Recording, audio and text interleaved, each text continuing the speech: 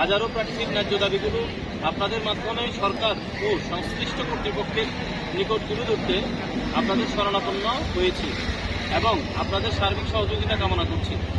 যে প্রধান এজেন্ডা নিয়ে 24শে জুলাই গণঅভ্যুত্থান সংঘটিত হয়েছিল, মেধার মূল্যায়ন ও বৈষম্যের বিলোপ, কিন্তু গণঅভ্যুত্থান পরবর্তী সময়ে এদেশের লক্ষ লক্ষ মেধাবী বেকার এখনও ন্যায্যতা ও ইনসাফের দাবিতে রাস্তায় হাজির হতে হয়, যা অত্যন্ত দুঃখজনক ও লজ্জার।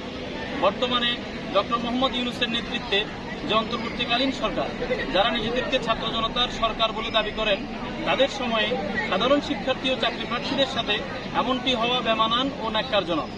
আপনাদের অবগতির জন্য জানাচ্ছি, সদ্য প্রকাশিত ৪৫তম বিসিএস থেকে ক্যাডার ও নন ক্যাডার বিভিন্ন পদে সুপারিশের ক্ষেত্রে অনেক অসঙ্গতি রয়েছে। যেমন ক্যাডার পদে শতাধিক রিপিট ক্যাডার সুপারিশ করা হয়েছে, প্রায় ৩০০-এর বেশি। ৪৫তম বিসিএস বিজ্ঞপ্তিতে উল্লেখিত ৪৫৭টি নন ক্যাডার পদ হ্রাস এবং উচ্চ গ্রেডে কর্মরত প্রার্থীদেরকে তুলনামূলক নিম্ন গ্রেডের নন ক্যাডার পদে সুপারিশ করা হয়েছে, যার সংশোধনের প্রয়োজনীয়তা আছে বলে আমরা মনে করি।